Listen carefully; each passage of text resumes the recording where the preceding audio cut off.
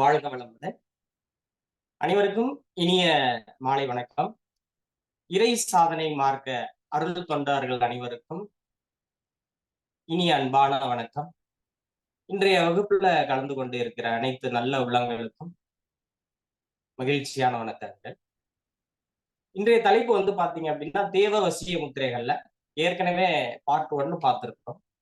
அதனுடைய தொடர்ச்சியா இன்னைக்கு போன முறை கணேச முத்திரைகள் பார்த்தோம். இந்த முறை ஒரு 10 முத்திரைகள் சிவ முத்திரைகளை பத்தி பார்க்க போறோம். தொடர்ச்சியா இந்த 10 முத்திரைகளும் மிக எளிமையா இருக்கும். எல்லாருமே இந்த முத்திரையை செய்யலாம்.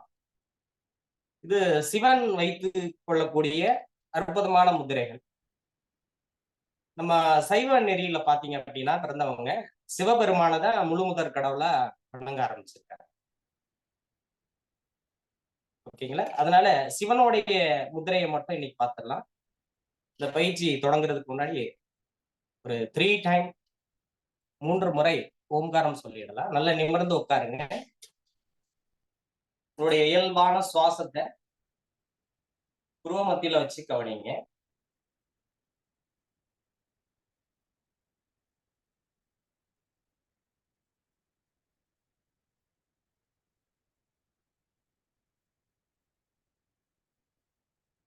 மூச்சை நல்ல ஆழமா உள்ள இழுங்க.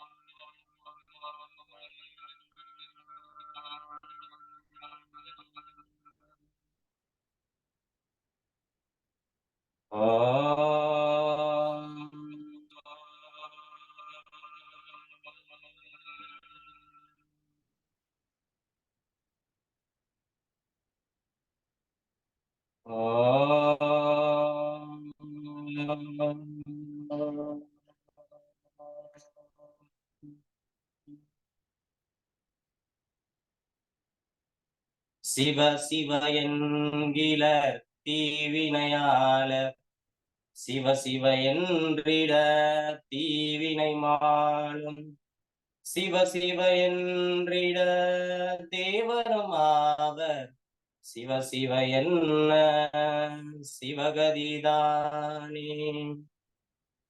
ஓம் நம சிவாய. ஓம் நம சிவாய. ஓம் நம சிவாய. உடைய 2 உள்ளங்கையும் மெதுவா வரிசைட்டீங்க. அப்படி கண்ணில் வச்சுட்டு இன்னைக்கு நடத்தக்கூடிய பாடங்கள் அனைத்தும் உங்களுடைய ஆழ் மனதுல நல்லா பதியணும், உங்களுக்கு உபயோகமா இருக்கணும்னு நல்லா பிரார்த்தனை பண்ணிட்டு உள்ளங்கை பார்த்து கண்ணை திறங்க. ஓம் நம சிவாய. என்னுடைய ஆடியோ வீடியோ கிளியரா இருக்குதுங்களா?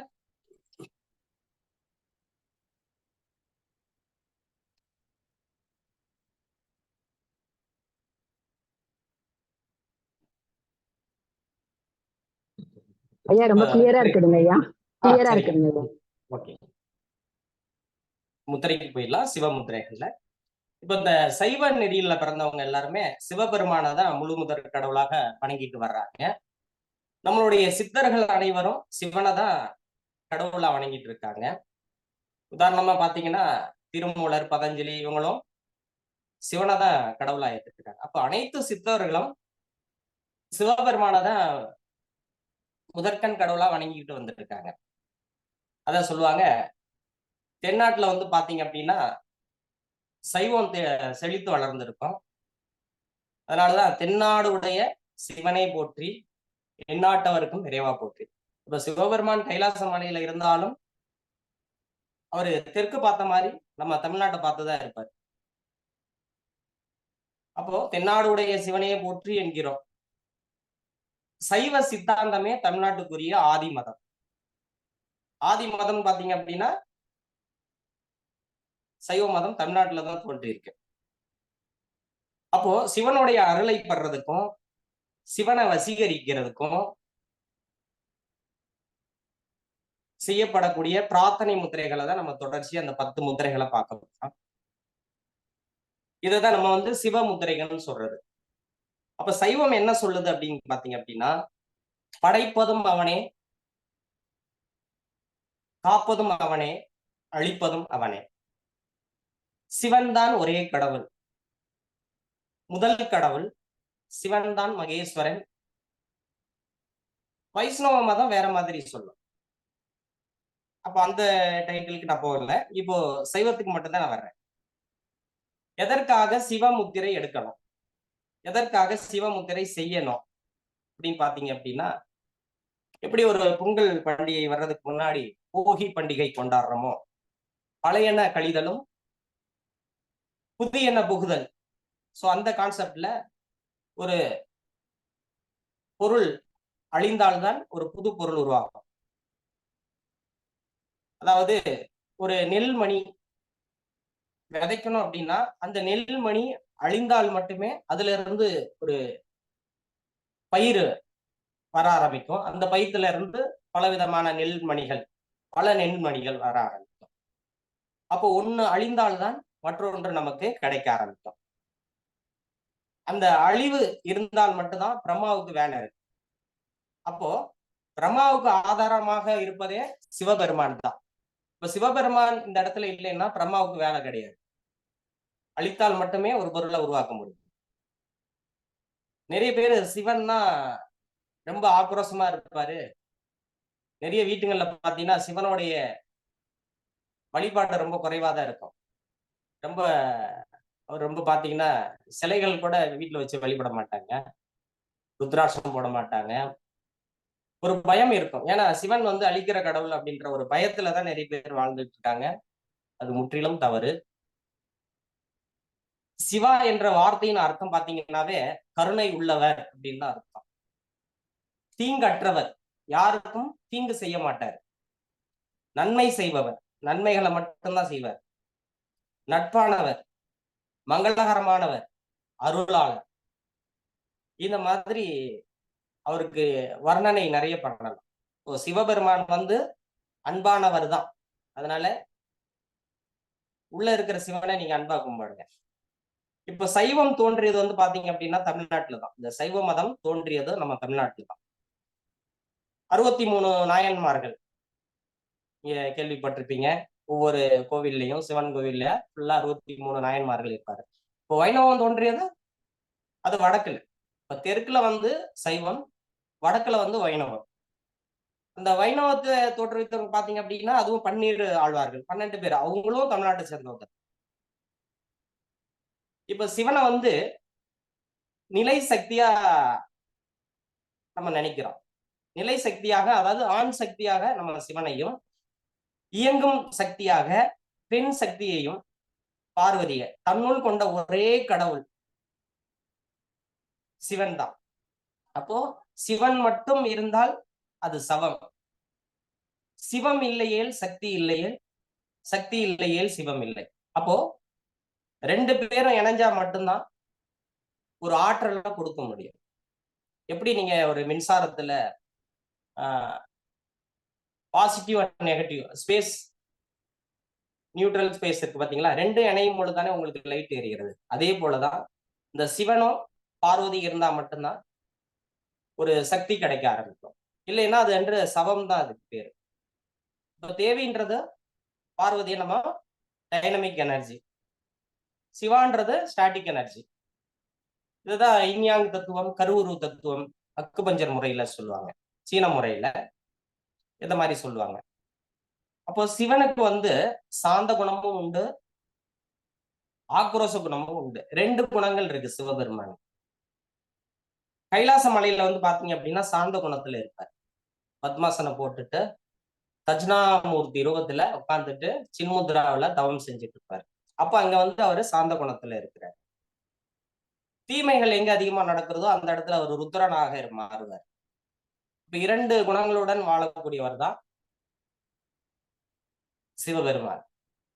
இந்த சிவனை தான் நம்ம வந்து ஆதி யோகி அவர்தான் முதல் யோகி என்று நாம சொல்றோம். ஆதி யோகி சிவன். இந்த மந்திரத்தை நம்ம ஈசா ஐயா பிடிச்சுக்கிட்டாங்க. எங்க பார்த்தாலும் ஆதி யோகி. இந்த சிவன் வந்து பாத்தீங்கன்னா யோகா, தியானம் மற்றும் கலைகளின் கடவுளாக கருதப்படுகிறார். யோகாவுக்கும் அவர்தான் தந்தை, அவர்தான் எல்லாத்துக்கும். சிவனை வந்து 2 வடிவங்கள்ல பார்க்கலாம். 2 ஃபார்ம்ஸ், அதாவது ரூபம், அரூபம். ரூபம் பாத்தீங்கன்னா நந்தி, லிங்கம். மற்றபடி அரூபம்னா எல்லா இடத்துலயும் அவர் இருக்கார். சிவனுக்கு பல பெயர்கள் இருக்கு. பைரவா, மகாதேவா, மகாகாலா, மகேஸ்வரா, பசுபதி, ருத்ரன், சம்பு, சங்கரா, இந்த மாதிரி பல பேரோட அழைச்சிட்டு இருக்காங்க சிவபெருமான். இப்போ ஒரு சிவனை நீங்க எடுத்துக்கிட்டீங்க அப்படின்னா பல உருவக பண்புகள் நீங்க பார்க்கலாம். எப்படி பார்க்கலாம் அப்படின்னா, அவருடைய சிவபெருமான அப்படியே கண்ணை மூடிட்டு நீங்க அப்படியே யோசனை பண்ணி பாருங்க. அவரு எந்தெந்த ரூபத்துல இருக்கிறார், அவருடைய அணிகலன்கள் என்னென்ன மாதிரி எல்லாம் இருக்கிறது. அவருடைய கழுத்துல என்ன இருக்கும்? வாசுகி பாம்பு இருக்கிறது. அவருடைய தலையில சந்திரன் இருக்கிறாங்க. அவருடைய தலையில சைட்ல வந்து சந்திரன். அதுக்கப்புறம் என்ன இருக்கு? தலையில கங்கை நதி ஓடும். அவருடைய புருவ மத்தியில ஒரு 3வது கண் தெரிய ஆரம்பிக்கும். அவர் கையில ஒரு கையில மட்டும் திரிசூலம் இருக்கும், உடுக்கை இருக்கும், கபாலம் இருக்கும். கபாலன்றது மண்டை ஓடு. ஒரு கையில மண்டை ஓடு இருக்கும். மண்டை ஓட மாலையா கோர்த்து கழுத்துல மாட்டி இருப்பாரு. அப்ப கபால மாலையும் இருக்கும். இந்த மாதிரி அவருடைய உருவ பண்புகள் இருக்கிறது. இப்ப இந்த வாசுகி பாம்பு கழுத்துல இருக்கு பாத்தீங்களா? பாம்பு ஒரு பாடல் கூட இருக்கு. பரமசிவன் கழுத்தில் இருந்து பாம்பு கேட்டது, கருடா சௌக்கியமா, யாரும் இருக்கும் இடத்தில் இருந்து விட்டால் எல்லாம் சௌக்கியம். இதை நீங்க கேட்கும் பொழுதே இதுல என்ன தெரியுது? ஒரு ஈகோ தெரிகிறதா? நான் இந்த இடத்துல இருக்கிறேன், நீ சௌக்கியமா இருக்கிறியா? அந்த மாதிரி. இங்க பாம்புனாவே ஈகோவை தான் குறிக்கும். சிவனிடம் சரணடைந்தால் எந்த தீமையும் அண்டாது. இந்த பாம்புன்றது பாத்தீங்க அப்படின்னா, நீங்க இப்ப நான் சொல்றது எல்லாமே நம்ம உடம்போட நீங்க பொருத்தி பார்க்கலாம். குண்டலினி சக்தி சொல்றோம் பாத்தீங்களா? சுருண்டு இருக்குல்ல, அந்த குண்டலினி வடிவம் வந்து பாத்தீங்கன்னா மூலாதாரத்திலிருந்து மேலே வருதல். அப்போ அது வந்து என்ன ஆகுது? பாம்போடைய இதுதான். அப்போ கழுத்துல ஒரு பாம்பு வச்சிருக்காரு. இருந்து விடுபடுவதற்கு பாம்புவை நம்ம விசுவலைசேஷன் பண்ணணும். இந்த இடத்துல கண்ணை மூடிட்டு இப்போ ஒரு பாம்பை நீங்க எடுத்துட்டீங்க அப்படின்னா என்ன ஆகும்? ஒரு பாம்பை லேசா மிதிச்சிட்டீங்க, இல்ல கையில தொட்டுட்டீங்கன்னா கொத்த ஆரம்பிக்கும், இல்லைன்னா முயற்சி பண்ணும். ஒரு பாம்பை நீங்க சீண்டுனீங்கன்னா உடனடியாக சீரும். அதே போல உங்களுடைய ஈகோவை யாராவது தூண்டுனா என்ன ஆகும்? நீங்களும் உடனடியா ஒரு வன்முறையில ஈடுபடுவீங்க, ஒரு சண்டைக்கு போக ஆரம்பிச்சிருவீங்க. அப்போ நீங்க இந்த ஈகோவை வென்று விட்டால் பாம்பு ஒரு அணிகலன் உங்களுக்கு. அந்த ஈகோவை நீங்க வெல்லணும்ன்றதுக்காக தான் ஒரு பாம்பை வந்து ஒரு அணிகலனா சிவபெருமான் போட்டிருக்காரு. பிளஸ் அந்த குண்டலினி சக்தியை மேல கொண்டு வரதுக்காகவும். இந்த 2 காரணத்துக்காக சிவபெருமான் கழுத்துல பாம்பு இருக்கும். பார்க்கடலை கடைகிறதுக்கும் இந்த பாம்பை தான் யூஸ் பண்ணாங்க, வாசுகி பாம்பை.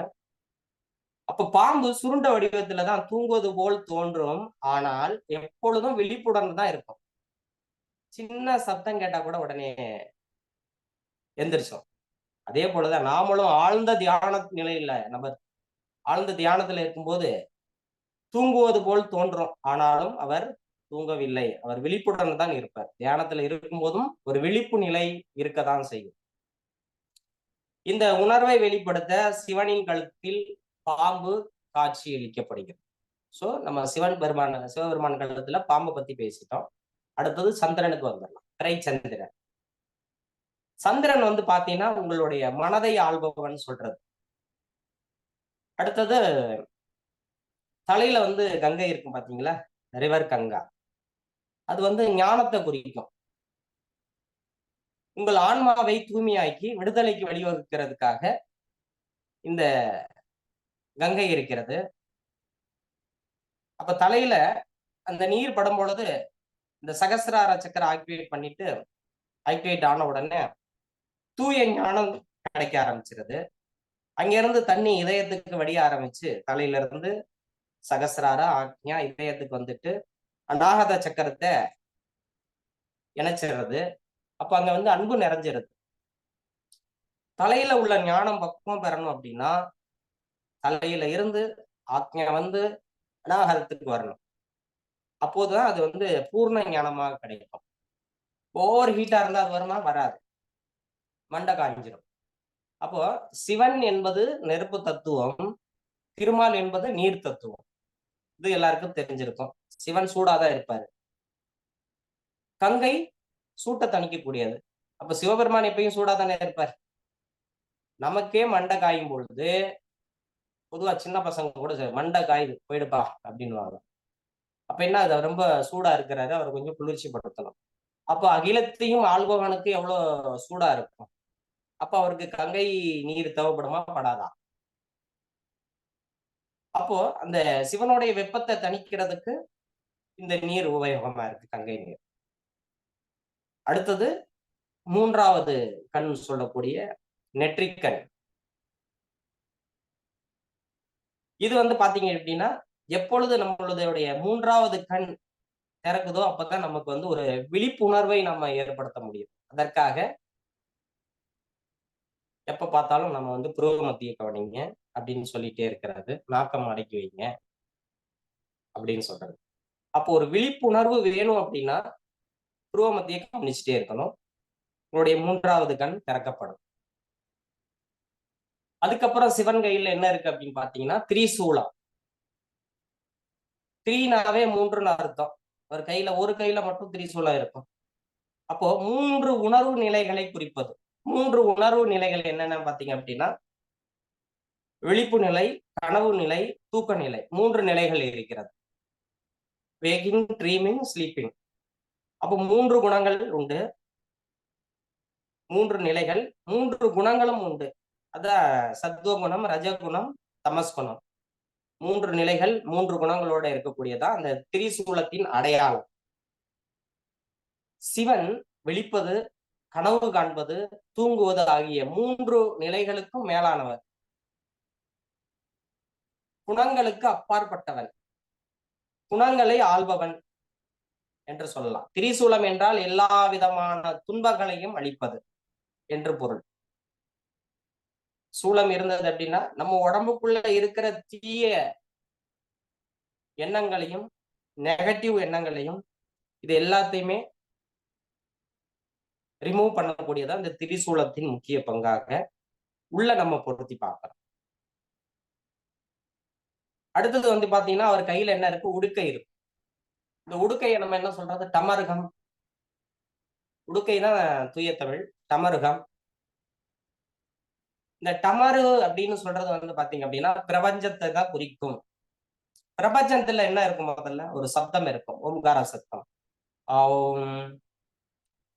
அப்ப இந்த டமருல என்ன வரும்? சப்தம் தான் வரும். அப்போ டமரு ஒளியின் சின்னமாக உள்ளது. டமரு ஒலியின் சின்னமாக உள்ளது.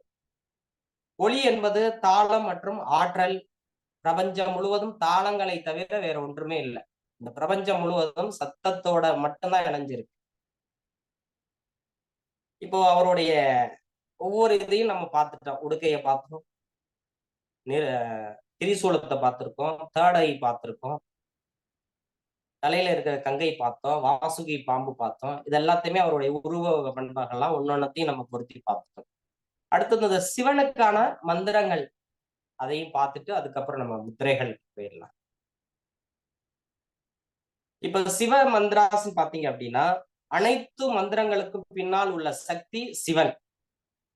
எல்லா மந்திரங்களுக்கும் முன்னாடி உள்ள சக்தி பாத்தீங்கன்னா சிவன் தான். சிவ மந்திரம் ஒரு நபரின் உள் ஆற்றலையும் வலிமையையும் அதிகரிக்க சக்தி கொண்டது. எல்லா மந்திரங்களுக்கும் சக்தி அளிப்பவன். அதனால்தான் எல்லா மந்திரங்களுக்கும் முன்னால் ஓம் என்று சேர்க்கிறோம். சிவ மந்திரம் எதிர்ப்புகளையும் எதிரிகளையும் அளிக்க வல்லது. சிவ மந்திரம் ஆபத்துகள், அச்சுறுத்தல்கள் மற்றும் எதிரிகளிலிருந்து பாதுகாக்கும் ரக்ஷ கவச மந்திரம் என்றும் நம்ம இதை சொல்லலாம். சிவ மந்திரங்களுக்கு அபாரமான குணப்படுத்தும் சக்தியும் உண்டு. நோய்களை குணப்படுத்தக்கூடிய சக்தி உண்டு. அந்த என்ன மந்திரம்ன்றதை அடுத்ததுல பார்க்கலாம். சிவன் பெயரை உச்சரித்தால் மனதையும் உடலையும் ஆன்மாவையும் புதுப்பிக்கும். சிவசிவன் சொல்லும் பொழுதே நம்ம ஸ்டார்டிங்ல பிரேயரே சொல்லிட்டோம். சிவசிவ என்கிற தீவினையாளர், சிவசிவ என்றிட தீவினையாளர், சிவசிவ என்றிட தேவரும் ஆவர். சிவசிவ என்ன? சிவகரி தானே. இல்ல அர்த்தம் உங்களுக்கு அப்படியே புரிஞ்சிருக்கும். சிவ மந்திரங்களை எல்லா நேரங்களிலும் சொல்லலாம். சிறந்த நேரம்னு பாத்தீங்கன்னா சூரிய உதயம், சூரிய அஸ்தமனம். மற்ற நாள்ல எப்ப இதெல்லாம் நீங்க சொல்லலாம் அப்படின்னு பாத்தீங்கன்னா சதுர்தசி என்று சொல்லலாம். சிவமந்திரத்தை உச்சரிப்பது மிக நல்லது. திங்கட்கிழமை தொடங்குறது ரொம்ப நல்லது. இந்த பயிற்சியை இன்னைக்கு கத்துட்ட திங்கட்கிழமையில இருந்து நீங்க ஸ்டார்ட் பண்ணிக்கலாம். பிரம்ம முகூர்த்தத்துல தொடங்கிக்கலாம், அமாவாசையில தொடங்கலாம், பிரதோஷத்துல தொடங்கலாம், சிவராத்திரி அன்னைக்கும் தொடங்கலாம். இதெல்லாமே இந்த சிவ மந்திரத்தையும் சிவ முத்திரைகளையும் நீங்க பண்றதுக்கு உகந்த நாட்கள். முத்திரை எவ்வளவு நேரம் செய்யலாம் அப்படின்னா 10 இருந்து 15 நிமிடம், குறைந்தபட்சம் 10 நிமிடம், அதிகபட்சம் நீங்க 45 நிமிடம் வரைக்கும் முத்திரைகள் பண்ணலாம். ஒவ்வொரு முத்திரையும் உங்களுக்கு எப்படி பண்ணலான்றதை அடுத்தது சொல்லிடுறேன். எவ்வளவு நேரமோ ஒவ்வொரு முத்திரை வரும்போது சொல்லிடுறேன். ஒரு சில முத்திரைகள் மட்டும் குறைவான நேரம் பண்ணணும், ஏன்னா அது சூடை அதிகரிக்கக்கூடிய முத்திரைகள். அடுத்தது இந்த மந்திரத்தை நம்ம பார்த்துடலாம். இந்த மந்திரம் பாத்தீங்க அப்படின்னா பஞ்சாஸ்திர மந்திரம் அப்படின்னு பாத்தீங்க அப்படின்னாலே நம்ம ஓம் நம சிவாய இந்த மந்திரத்தை சொன்னீங்கன்னா அப்படின்னா ஓம் நம சிவாய இதை மட்டும் நீங்க